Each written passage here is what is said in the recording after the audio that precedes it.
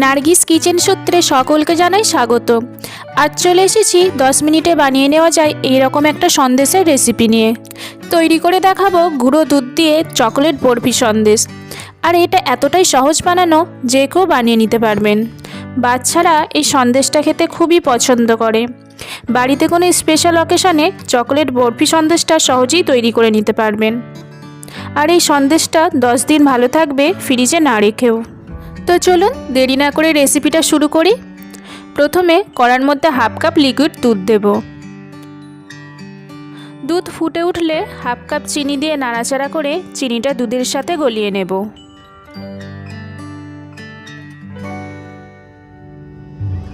চিনিটা যখন দুধের সাথে ভালোভাবে মিশে যাবে তখন 1 কাপ পাউডার দুধ দিয়ে দেব। গ্যাসের ফ্লেমটা কমিয়ে অনবরত সব কিছু নাড়াচাড়া করে ভালোভাবে মিশিয়ে নিতে হবে।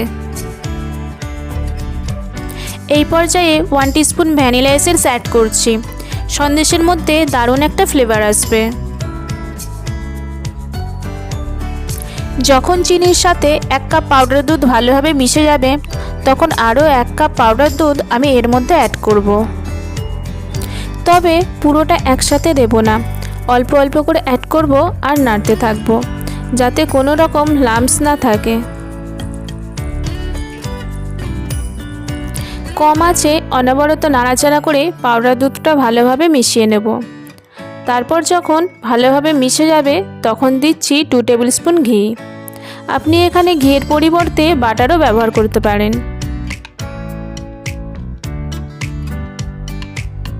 অনবরত নাড়াচাড়া করে যখন মিশ্রণটা এরকম আঠালো হয়ে যাবে ও কড়া থেকে উঠে আসবে তখন গ্যাসটা অফ করে দেব। আর এই মিশ্রণটাকে আমি 3টি ভাগে ভাগ করে নেব। 3টির মধ্যে 2টো সাদা থাকবে আর একটা ডোর মধ্যে আমি কোকো পাউডার দিয়ে মিশিয়ে নেব। এখান থেকে একটা ডো তুলে নিয়ে এবার একটা মোল্ডের মধ্যে দিয়ে ভালো করে সমান করে নিচ্ছি। মোল্ডে দেওয়ার আগে প্রথমে অয়েল ব্রাশ করে নিয়েছি। প্রথম লেয়ারটা সমান করা হয়ে গেছে, এবার সেকেন্ড লেয়ারটা করে নেব। সেকেন্ড লেয়ারটা যেহেতু চকলেট ফ্লেভার হবে তাই একটা ডোর মধ্যে 2 টিস্পুন কোকো পাউডার দিয়ে মিশিয়ে নিচ্ছি। গ্যাসটা অন করার প্রয়োজন নেই, ডোটা যেহেতু গরম আছে তাই ভালোভাবে মিশিয়ে নিলেই হবে। চকোলেট ডোটা তৈরি হয়ে গেছে। এবার মোল্ডের মধ্যে সাদা লেয়ারের উপর চকলেট ডোটা দিয়ে সমান করে নিতে হবে। আপনি এটা হাত দিয়ে বা চামচ দিয়ে করতে পারেন। আমি একটা গ্লাসের সাহায্যে সমান করে নিচ্ছি। এবার থার্ড লেয়ার করে নেব। সাদা ডোটা হাতে নিয়ে একটু বড় করে নিচ্ছি, তারপর মোল্ডে নিয়ে সমান করে নিতে হবে।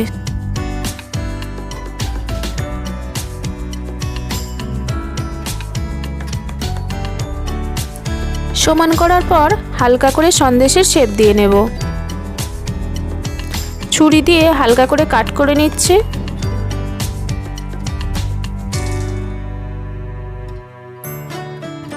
তারপর ঠান্ডা হয়ে যাওয়ার পর মোল্ড থেকে বের করে ছুরি দিয়ে কেটে নিতে হবে। তৈরি হয়ে গেল 10 মিনিটে গুঁড়ো দুধ দিয়ে চকোলেট বরফি সন্দেশ। আশা করছি আমার আজকের সন্দেশের রেসিপি আপনাদের ভালো লেগেছে। আর ভালো লাগলে ভিডিওটিতে অবশ্যই একটা লাইক দেবেন। আর চ্যানেলটি সাবস্ক্রাইব করা না থাকলে সাবস্ক্রাইব করে পাশে থাকবেন। আজ তাহলে এই পর্যন্তই, ফিরে আসবো নতুন কোনো রেসিপি নিয়ে।